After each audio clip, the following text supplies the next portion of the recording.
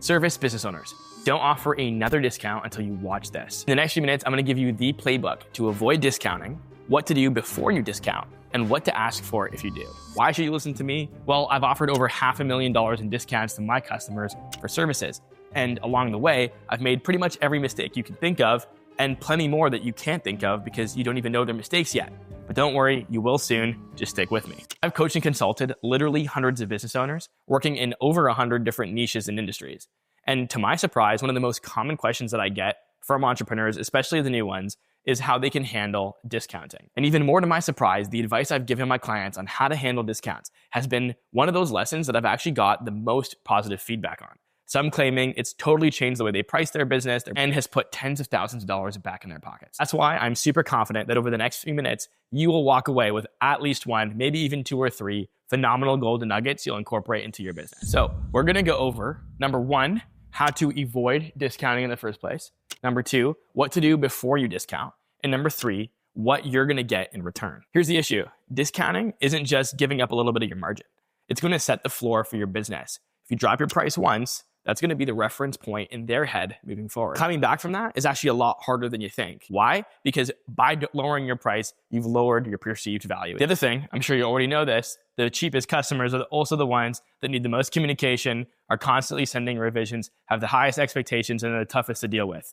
The meme where they're like, the $10,000 customer just says, send wire, and the $500 customer is asking for like 5 follow-ups, is totally real. Sometimes, obviously, we're not in the position to just say no to discounting. We've got families to feed, bandwidth that we need to take advantage of, or cash flow issues that we have to handle. At the end of the day, you're running a business. So there are going to be times that you have to discount. I'm not going to blow smoke like some of the gurus do online and say, never discount, because it's just not practical in your day-to-day life. So I'm trying to give you advice that's going to be valuable for you and actually help you get to the next level. So anyway, follow along. I'm going to show you exactly how to do it. Now, I have to be honest, before I tell you exactly how to secure the bag when you're discounting, I got to tell you the facts. If you really want to avoid discounting, you're going to win well before you ever even get into that conversation. You win by having a strong brand position, a strong offer, a strong funnel, and being in a position where they're coming to you, you're not going to them. Now, that's a video for another day. There are going to be times where you have to discount.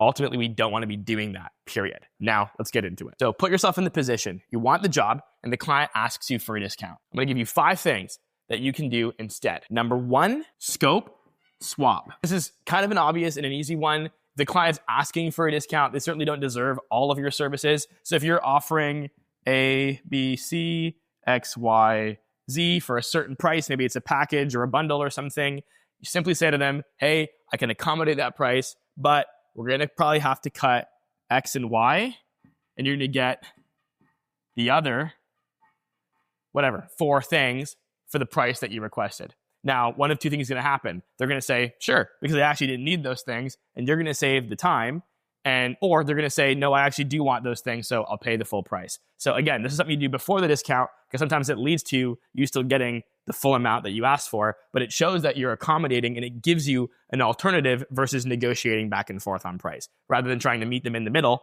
just say, I'll remove something from the scope, and ultimately, they are now accommodated. Number 2, I call this bonus up. And it seems unintuitive, and it's exactly what it sounds like. We're offering a bonus and we're keeping our price or increasing it. I can't tell you the number of times where a customer's come to me and said, hey, Lee, can you do a branding logo project for us? I provide them the proposal and they say, hey, the quote's a little bit high. Could you bring it down to $1,000? And instead of dropping my price, I say, how about this? I'll keep the price, okay? We'll keep the price as it is, but instead, I'll give you, let's say for example, instead of $1,000 that costs me $1,000, I'll actually give you $1,500 in credit, call it 50% credit, off of print services. So in my business, the bonus that I could offer was print, because print has a 100% markup. So I have a lot of margin. I know they're getting the logos done. They're going to need clothing. They're going to need mugs and business cards and all of the works. So I can not only keep my price, increase the perceived value of what I'm offering them, because now it's $1,500. I can also anchor it to a 50% credit, which means for every $100, they save $50. So ultimately, I'm breaking even on a service that cost me nothing to fulfill, but I'm also getting all that business.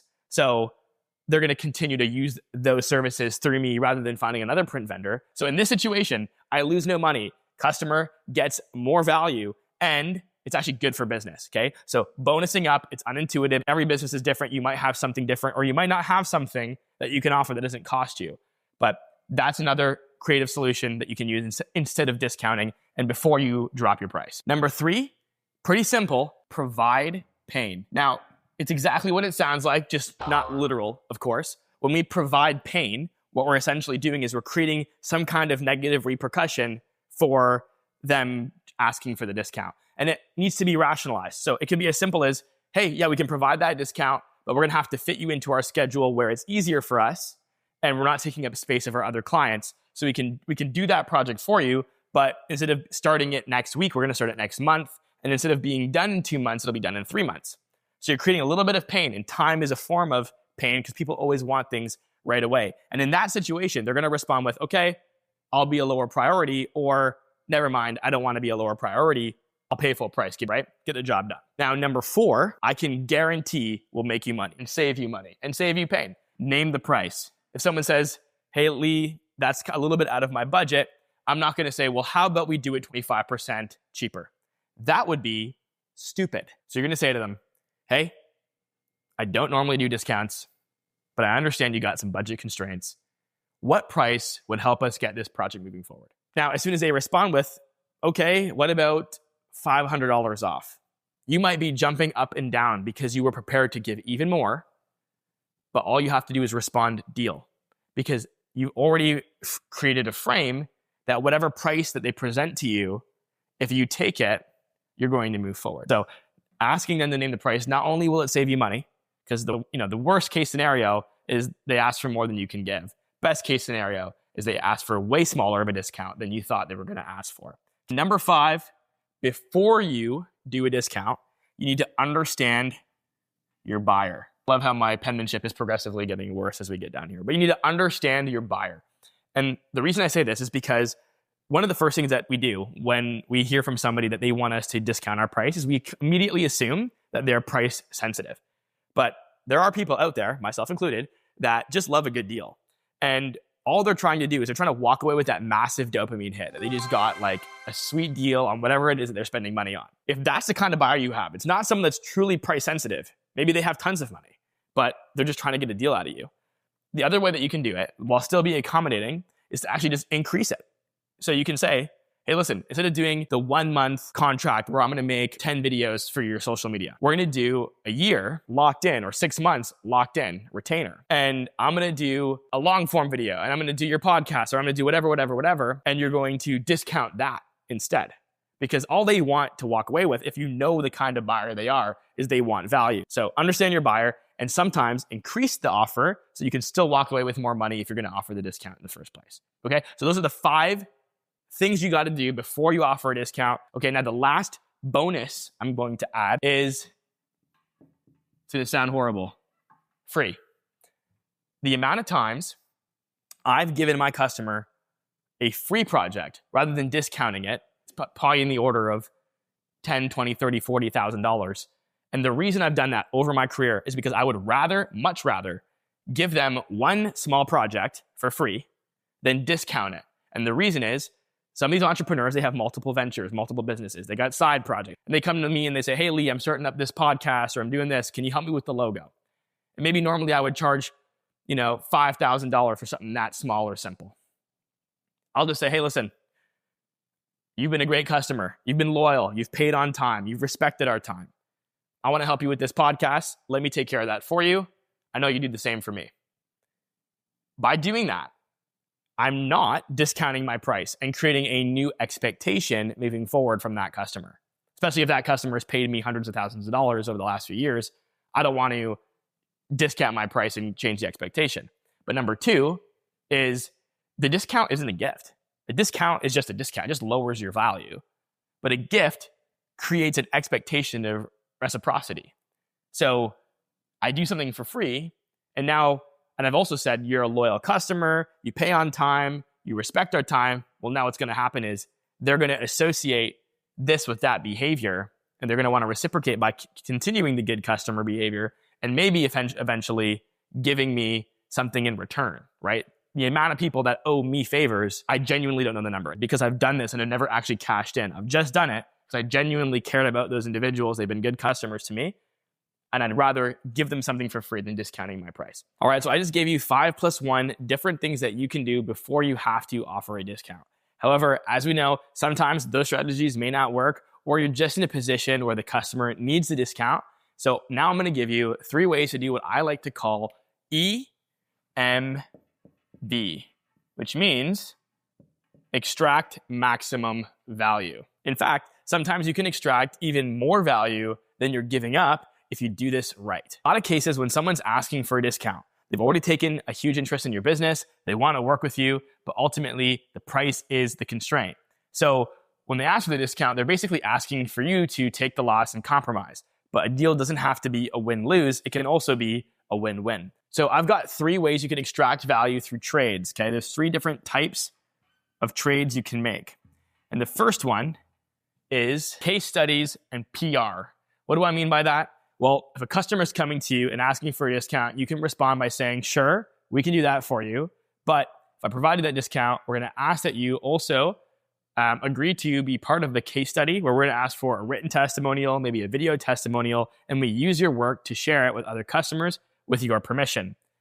A lot of the time, that's something that even your happiest customers, you think they would do, but they just don't ever end up having the time and they always kind of ignore or ghost or procrastinate giving you those things. If you ask for it here, it's really easy for them to say, sure, why not? We'll give you a testimonial, but you can put it in the contract so that there's actually right there on the invoice next to the discount, right there in the contract, there's an obligation that they do that if you ask for it. The second thing is PR. A lot of the time, you've probably heard this before. Hey, work with me. It'll be good for, giving you exposure if you provide like a service or whatever. And a lot of the times they don't even tag you on their Instagram post. Well, we actually ask specifically to be included in press releases. So if we're launching an app with some technical co-founders, if we're building a website for a municipality, if we're launching a big brand, we will basically say, when you inevitably get a story, we want you to include our brand name in the press release so that the journalists are going to include our link in our website and our information in the story, even though they otherwise wouldn't be obligated to do that. If you look into any of my companies, you'll see there's tons of articles on all of them. And that's not by accident. So this is another amazing way to trade value. And a lot of times you can earn more marketing value and more testimonial value than you give up in the first place. And both those things can be put into your contract so you get that trade in exchange for the discount, okay? The second way to extract maximum value is access. What I mean by this is, let's say I have a customer, they say, hey, Lee, we want to work with you, but we need to reduce the project by $1,500. I would respond by saying, hey, listen, it actually costs me $1,500 in sales and marketing to acquire the average customer, right? That's called CAC. And I'd be happy to give you that discount, but in exchange, could you help me by connecting me with some colleagues, friends, and people in your network that you think would be a good fit for our business?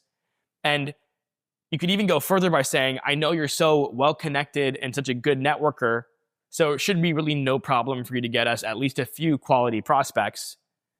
And we'd be happy to give you the discount in exchange for that. Now, what you've done is you've generated more value in referrals than you've probably given up in discount. But the second thing you've done in the way that you framed the ask is you firstly now attached your positive outcome, getting those calls with those prospects, their perception of their own value. So they're going to be like, yeah, I am a good networker. I am well connected. Let me go find you those prospects to validate that idea, because failing to do so would mean the inverse is true. And the second thing you've done, by explaining the rationale, which is so important. Why? Because $1,500 is our customer acquisition cost. Explaining that moves their perception of your request from an emotional request to a logical one. And the reason that's so important is when you're making emotional requests like this, like access, it comes off very needy and lame, to be honest. And you want the customer to still respect you. So framing it in that way and providing that rationale dramatically change this ask. The third way to extract maximum value is to barter. Now, this is probably, in my opinion, sort of the last resort. Like, I wouldn't recommend you go this route all the time. But in some cases, if it comes down to, okay, I'll give you a discount, but just give me X amount of your thing that you provide. A lot of the times, that's a deal that they'd be willing to make. When we first started our company, and we were, kind of forced to take deals that we didn't always want.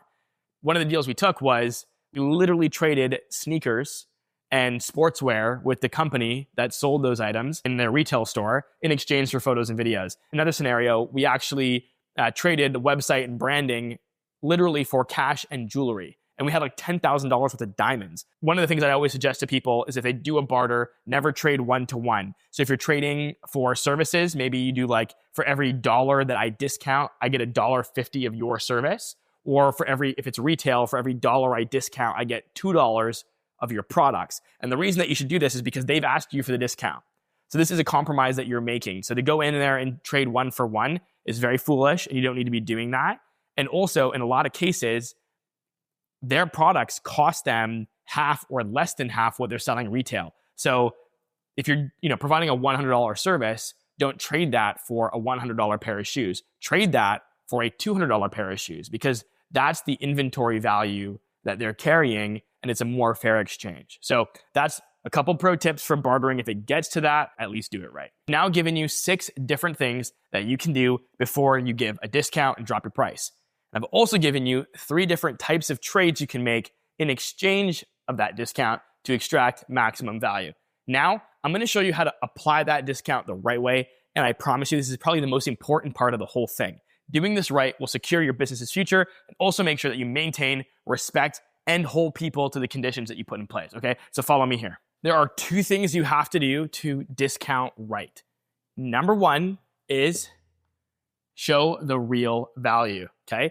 At the very top of your invoice, you got to list, what did the service originally cost? What is the value of it? Don't just change the price on the invoice. List the value as it is. And then a second line item underneath there that says what the discount amount is and specifically what it's for. That brings me to number 2, which is to label it right. It's so simple, and it's something that so many people just skip doing, but words carry meaning.